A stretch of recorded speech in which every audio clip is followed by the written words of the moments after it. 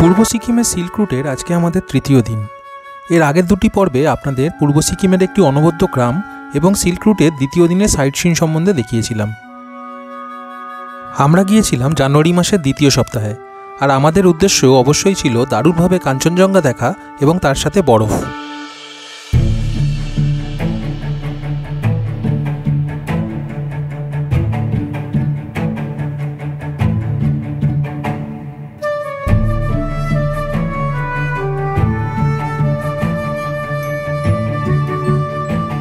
আর তাই আজকে তৃতীয় দিনে আমরা সিল্ক রুটের আর এক দুর্দান্ত সাইট সিনের জন্য বেরিয়ে পড়েছি। আজকে আমরা যে যে জায়গাগুলি দেখব সেগুলি হলো ওল্ড বাবা মন্দির, জুলুক জিগজ্যাগ রোডের এক দুর্দান্ত ভিউ,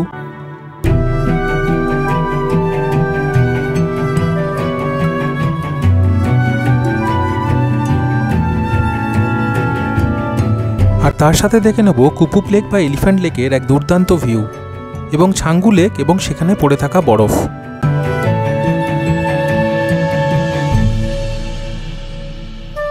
আপনারা যারা আমাদের চ্যানেলে নতুন তাদের এবং যারা আমাদের টিংলু টংলু ফ্যামিলির সদস্য তাদের সবাইকে একটাই অনুরোধ, ভিডিও দেখে ভালো লাগলে অবশ্যই একটি লাইক দিয়ে আর আপনার মূল্যবান মতামত দিয়ে আমাদের একটু উৎসাহ প্রদান করুন। আর ভবিষ্যতে এরকম ভিডিও আরও দেখতে চাইলে চ্যানেলটি সাবস্ক্রাইব করে বেল আইকনটি প্রেস করে রাখুন।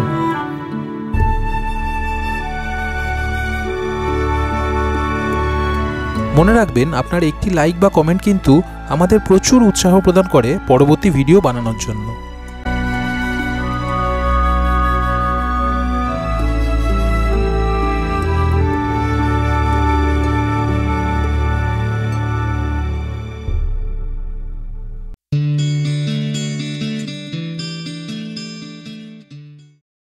গুড মর্নিং টিংলু টংলু সকল দর্শককে আরও একবার স্বাগত। আজকে আমরা সিকিমের থার্ড ডেতে, আর আজকে আমরা যাচ্ছি সিকিমের আসল যে রুটটা সেই রুটটাই আজকে আমরা কভার করব। মানে একদম আমরা বাবা মন্দির, ওল্ড বাবা মন্দির, জুলুক, জিগজ্যাগ রোড এই সমস্তগুলো আমরা আজকে কভার করছি। লুংচক গ্রাম থেকে সকাল সকাল ব্রেকফাস্ট করে একদম 7:30টার মধ্যে আমরা বেরিয়ে পড়েছি, কারণ আজকে সকাল সকাল না বেরোলে সন্ধে হয়ে গেলে সবকিছু কভার করতে পারবো না। লিংথামে যে চেকপোস্টটা আছে সেই চেকপোস্টটা আমরা জাস্ট ক্রস করলাম। তো আপনারা যারা জুলুক আসবেন বা সিল্ক রুট আসবেন, এখন আপনাদের একটা ইনফরমেশন দিয়ে রাখি, এখানে কিন্তু মানে সরকার থেকে, সিকিম গভর্নমেন্ট থেকে ম্যান্ডেটরি করে দিয়েছে একটা অক্সিজেনের সিলিন্ডার নিয়ে যেতে হবে এদের এখান থেকেই। তো সেটার দাম হচ্ছে 600 টাকা। তো আপনারা এখানে এলে ওই 600 টাকা দিয়ে অক্সিজেন সিলিন্ডারটা এখান থেকে চেকপোস্ট থেকে ওরাই প্রোভাইড করবে। সেই অক্সিজেন সিলিন্ডারটা নিয়ে আপনাদের ওপরে যেতে হবে, কারণ কিছু ইনসিডেন্ট হয়েছিল এরকম অক্সিজেনের অভাবে, কিছু টুরিস্টের কিছু প্রবলেম হয়েছিল। মানে পার গাড়িতে একটা করে 600 টাকা দিয়ে একটা ক্যান নিয়ে তবে যেতে হবে। সবার প্রথমে আমরা যাচ্ছি জিগজ্যাগ রোড, তার আগে পথে পড়বে জুলুক আর নাথাং ভ্যালি। সেগুলো ক্রস করে একদম ওপরে উঠলে থাম্বি ভিউ পয়েন্ট, সেখান থেকে জিগজ্যাগ রোডের ভিউ একদম ওপেন হয়ে যায়। যেতে যেতে পথে পড়বে প্যাঙ্গোলাখা ওয়াইল্ড লাইফ স্যাংচুয়ারি। এখানে মাথাপিছু 100 টাকা ফরেস্ট এন্ট্রি ফি দিয়ে আপনাকে প্রবেশ করতে হবে এই পথে। রাস্তা কিছুটা ভালো এবং কিছুটা বেশ দুর্গম। আর থাম্বি ভিউ পয়েন্ট যেতে হলে আপনাকে যেতে হবে জুলুকের ওপর দিয়েই। থাম্বি ভিউ পয়েন্টের উচ্চতা সমুদ্রপৃষ্ঠ থেকে প্রায় 11,200 ফুট, সুতরাং বুঝতেই পারছেন 11,200 ফুট উচ্চতায় উঠে গিয়ে নিচের দিকে তাকালে পুরো ভিউটাই ওপেন হয়ে যায়, আর সেখান থেকে পুরো জিগজ্যাগ রোডটাই ক্লিয়ার দেখা যাবে। শুধু একটাই শর্ত, আকাশ পরিষ্কার থাকতে হবে। এসে গেছি জুলুক। আমরা এখন জুলুকের জিগজ্যাগ রোডের মধ্যে প্রবেশ করে গেছি, আর এইটা হচ্ছে জুলুকের জিগজ্যাগ রোড দিয়ে আমরা এখন যাচ্ছি। তা যেতে যেতে এখন টোটাল আমরা 32টা টার্ন হবে, এরকম জিগজ্যাগ 32খানা হবে। হয়ে গিয়ে লাস্টে যেখানে দাঁড়াবো সেখান থেকে নিচে দেখলে কিন্তু যে ফেমাস জিগজ্যাগ রুটটা আমরা দেখতে পাই সেটা আমরা দেখতে পাবো, যেটাকে আমরা সিল্ক রুট বলি। তো সিল্ক রুট কিরকম, মানে জিগজ্যাগ রোডটা কিরকম দেখতে আমি ওপরে গিয়ে আপনাদের দেখাচ্ছি। আর এরপর আমরা প্রায় আধা ঘন্টা জিগজ্যাগ রাস্তা ধরে 32টি মোড়ে পাক খেতে খেতে আবার উঠতে লাগলাম ভিউ পয়েন্টের দিকে। একপাশে গভীর খাত আর একপাশে পাহাড়, মাঝখানে সর্পিল রাস্তা, আর মাথার ওপরে রং তুলি দিয়ে আকাশি রং করে দেওয়া নীলাকাশ। বেশ রোমাঞ্চ লাগতে বাধ্য।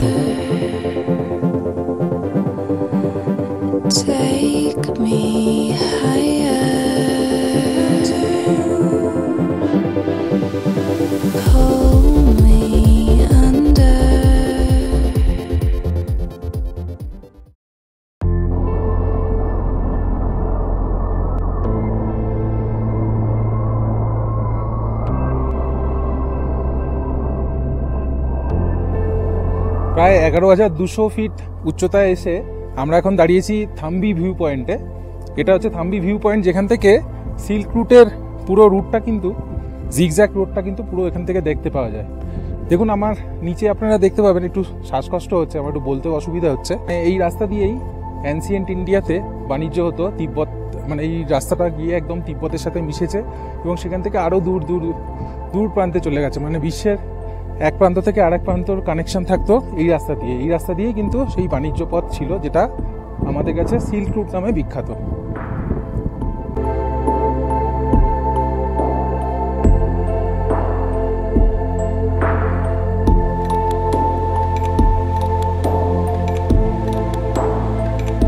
সিল্ক রুটে ভ্রমণ করার আরেক মূল উদ্দেশ্য ছিল মন প্রাণ ভরে কাঞ্চনজঙ্ঘা দেখা।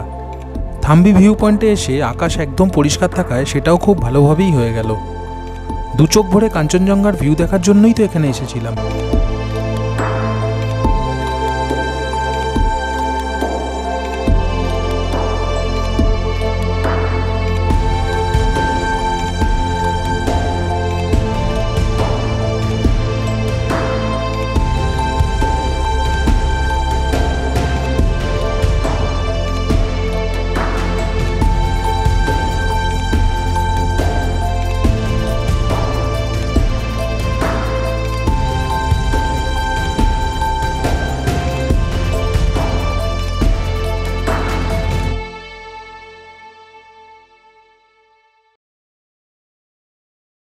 আমরা এখন দাঁড়িয়ে আছি থাম্বি ভিউ পয়েন্টে 11,200 ফিট উচ্চতায়। কথা জড়িয়ে যাচ্ছে হাওয়ার জন্য। ঠান্ডা সেরকম একটা নেই, কিন্তু প্রচণ্ড জোর হাওয়া দিচ্ছে।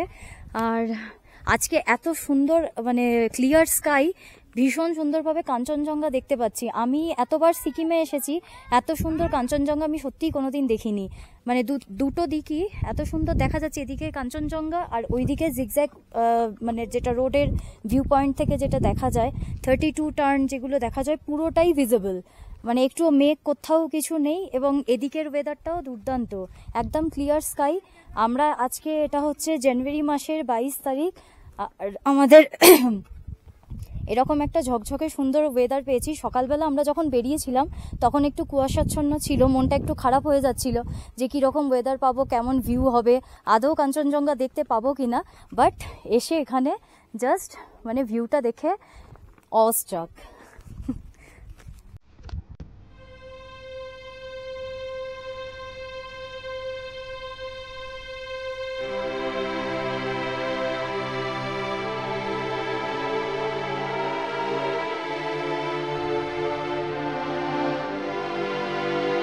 থাম্বি ভিউ পয়েন্ট থেকে মাত্র 20 কিলোমিটার দূরেই অবস্থিত ওল্ড বাবা মন্দির। আমাদের এর পরের গন্তব্য সেখানেই। এখানে কিন্তু রাস্তা পুরোটাই খুবই সুন্দর, কারণ পুরো রাস্তাটাই সেনাবাহিনী দ্বারা পরিচালিত হয় এবং বিআরও বা বর্ডার রোড অর্গানাইজেশন দ্বারা মেনটেনেন্স করা হয়।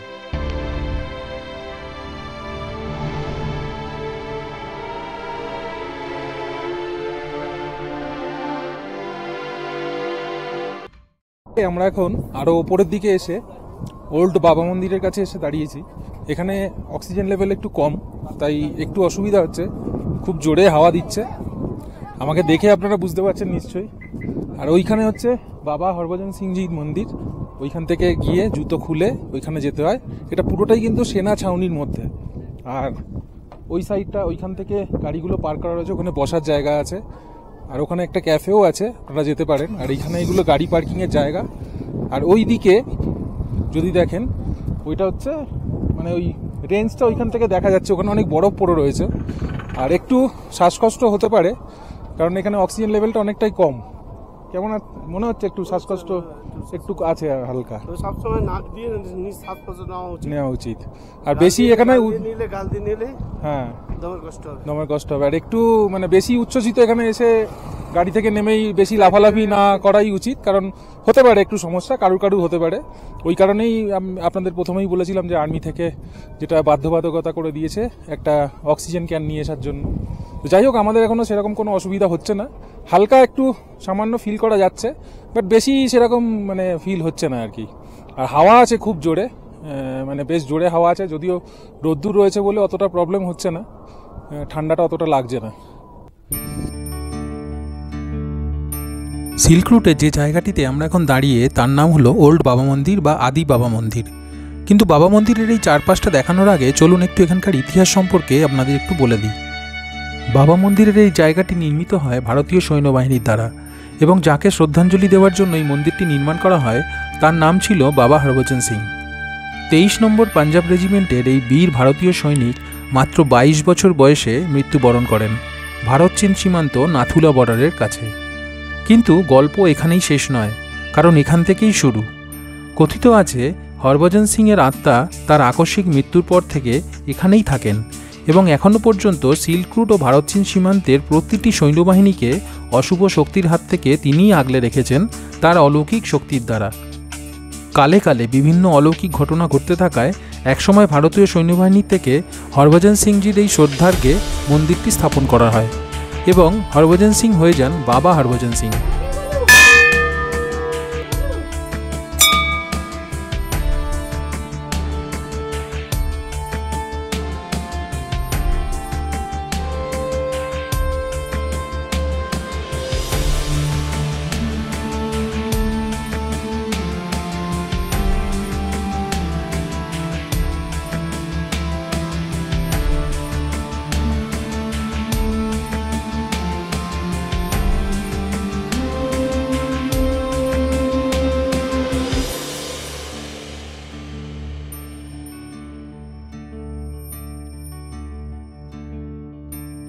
আমার পিছনে যে মূর্তিটা রয়েছে সেটাই হচ্ছে বাবা হরভজন সিংয়ের আসল মূর্তি।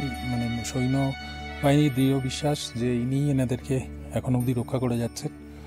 তো এখানে খুবই শ্রদ্ধার জায়গা আর্মিদের জন্য। আমি ওই জন্য আসতে কথা বলছি, আর ভিতরের সমস্ত জিনিস তো আপনাদের দেখিয়ে দিলাম।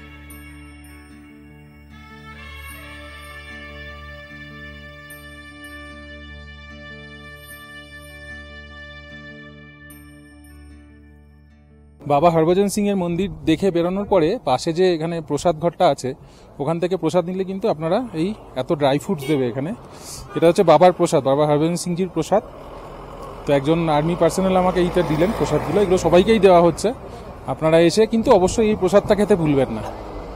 আমরা এখন দাঁড়িয়ে আছি ওল্ড বাবা মন্দিরে।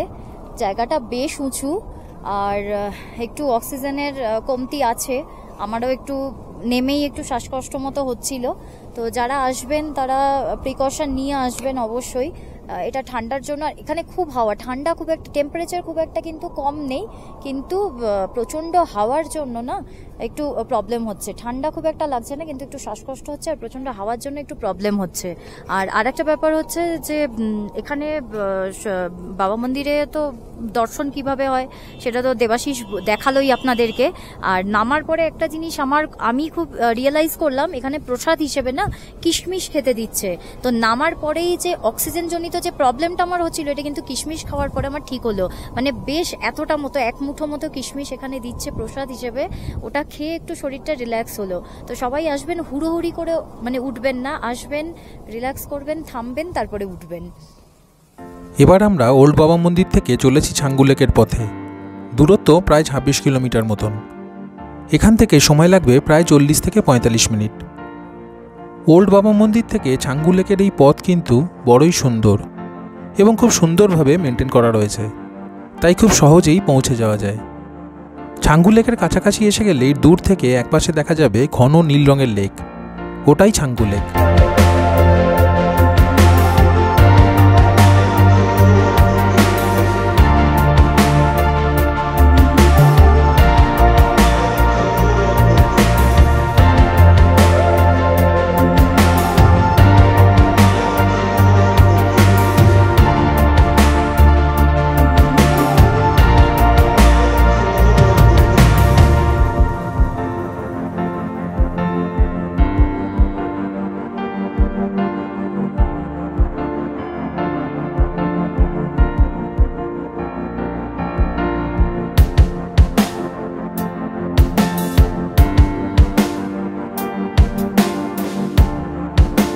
এসে পৌঁছালাম ছাঙ্গু লেক। এখন জানুয়ারি মাস, তাই ছাঙ্গু লেকের জল প্রায় অর্ধেকটাই জমে বরফ হয়ে গেছে।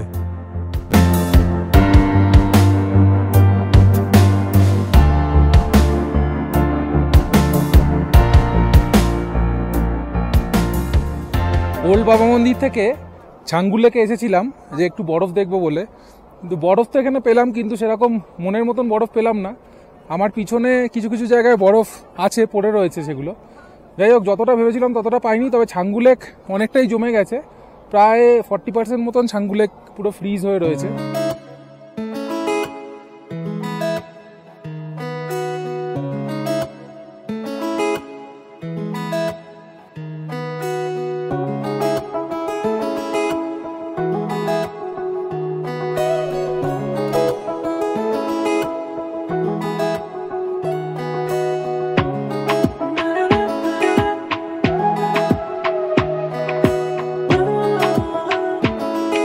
তবে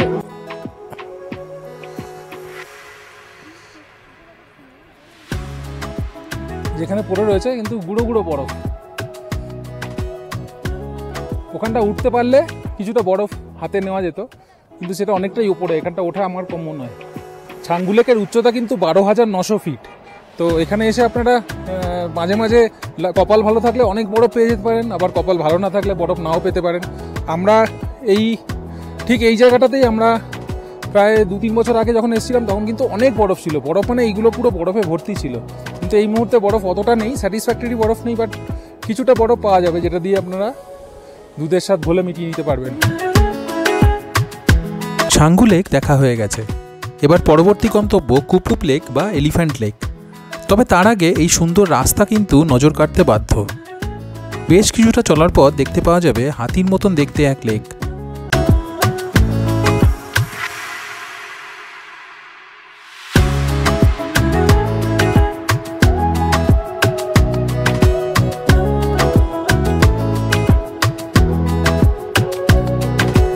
আমরা এখন যে জায়গাটা দাঁড়িয়ে আছি সেই জায়গাটার নাম হচ্ছে কুপুপ লেক বা এলিফ্যান্ট লেক। এলিফ্যান্ট লেক কেন নাম হয়েছে ভালো করে যদি লক্ষ্য করেন তাহলে দেখতে পাবেন এই লেকটা কিন্তু দেখতে অনেকটা এলিফ্যান্টের মতন, মানে হাতির মতো। কেন হাতির মতো? ওই দিকটা কিন্তু হাতির সুর, আর সেইভাবে যদি কল্পনা করেন এদিকটা হচ্ছে হাতির লেজ এবং পায়ের দিকটা। তো সেই হিসাবে যদি দেখা যায় এটা কিন্তু দেখতে অনেকটা হাতির মতো, ওই জন্য এটার নাম এলিফ্যান্ট লেক বা কুপুপ লেক। এই জায়গাটা বাবা মন্দির বা নাথুলা যাওয়ার পথেই পড়ে। আবার আপনারা যদি ছাঙ্গু থেকে যখন আসবেন তখনও আপনারা এখানে দাঁড়িয়ে এটা দেখতে পারেন। এমনি কিছু না, জাস্ট দেখার জন্য। তো এটাও একটা পয়েন্ট, এই সিকিম রুটে এলে আপনারা এই জায়গাটা একটু দাঁড়িয়ে ফটো বা কিছু তুলতে পারবেন। ওই দিকটা হচ্ছে আর্মিদের হাই সিকিউরিটি জোন, তো ওই দিকে ফটো তোলা যাবে না, কারণ ওদিকে আর্মিদের ট্রেনিং এসব হয়। আপনারা এইখানে এসে ছবি তুলে যেতে পারেন।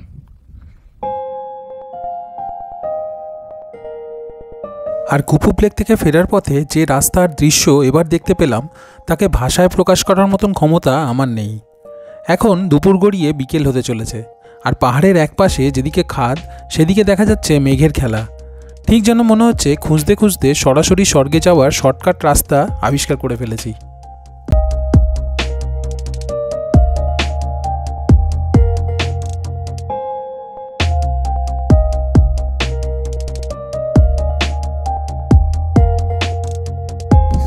জাস্ট এই জায়গাটার থেকে ভিউটা দেখুন,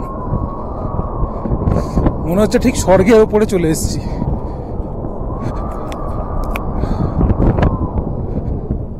প্রচন্ড হাওয়া দিচ্ছে, দাঁড়ানো যাচ্ছে না, এত ঠান্ডা হাওয়া।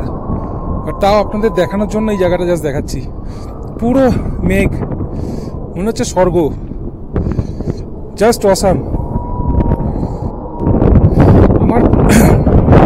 আমার পিছনে এই জায়গাটা দেখুন, গলা থেকে আওয়াজ বেরোচ্ছে না আমার।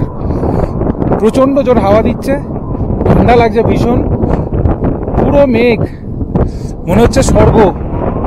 একটাই কথা, এখানে একটাই আমার গান মনে আসছে, আজ মে উপর আসমান নিচে। জাস্ট দেখুন জায়গাটা। হাওয়াটা যদি না দিত তাহলে হয়তো দাঁড়ানো যেত, বাট এত হাওয়া দিচ্ছে দাঁড়ানো যাচ্ছে না, প্রচন্ড হাওয়া দিচ্ছে, প্রচন্ড। এখন আবার হোমস্টেতে ফেরার পালা। ধীরে ধীরে নিচের দিকে নামছি, কিন্তু সারপ্রাইজ এখনও বাকি ছিল আমাদের। হঠাৎ করে রাস্তার মধ্যে মেঘ নেমে এসে দৃশ্যমানতা কমিয়ে দিল একেবারে। সামনে 10 মিটার বাদেও আর প্রায় কিছুই দেখা যাচ্ছিল না। স্বভাবতই ড্রাইভার রোহিতকেও গাড়ি আস্তে করে দিতেই হলো। কদিন আগে আমি একটা পোস্ট করেছিলাম ফেসবুকে যে পাহাড় আমার কেন ভালো লাগে। তো পাহাড় কেন ভালো লাগে সেটা মানে বোঝানোর জন্য আজকে এই মুহূর্তে যে জিনিসটা হলো সেটা হচ্ছে একটা প্রকৃষ্ট উদাহরণ। সেটা হচ্ছে আমরা এইমাত্র জুলুক থেকে বা বাবা মন্দির গিয়ে ছাঙ্গু গিয়ে আসার পথে অবধি যে রাস্তাটা পাচ্ছিলাম, হঠাৎ করে মুহূর্তের মধ্যে মানে জাস্ট আধা ঘন্টার মধ্যে কিন্তু পুরো রাস্তার টেক্সচারটা পুরোটাই চেঞ্জ হয়ে গেছে। এই কারণেই পাহাড় ভালো লাগে, যেখানে প্রতি বাঁকে বাঁকে সারপ্রাইজ থাকে, সবসময় একটা বৈচিত্র্য থাকে, যে কারণে আমরা পাহাড়ে বারবার আসি।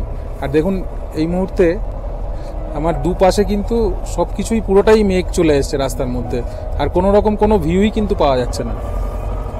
ভিজিবিলিটি অনেকটাই কমে গেছে, তবে এখন আবার নিচের দিকে যাচ্ছি, একটু পরে হয়তো মেঘটা কেটে যাবে, আবার রোদ্দুরটা দেখা যাবে। এখন কিন্তু পুরো মেঘটা মানে পুরো রাস্তার মধ্যেই চলে এসছে।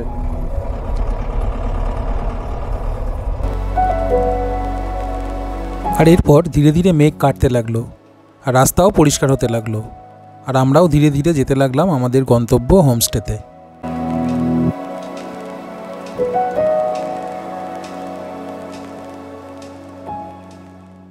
হ্যালো, আমি হলাম দেবাশিস, আমি সায়নী, আর আপনারা দেখছেন টিংলু টংলু। আমরা যেখানে যাই সেখানের ভিডিও আপনাদের দেখাই, আর যদি আপনাদের এই ভিডিওগুলো ভালো লেগে থাকে তাহলে অবশ্যই দিয়ে দেবেন একটা লাইক, আর চ্যানেলটা সাবস্ক্রাইব করে বেল বাটনটি প্রেস করে রাখুন।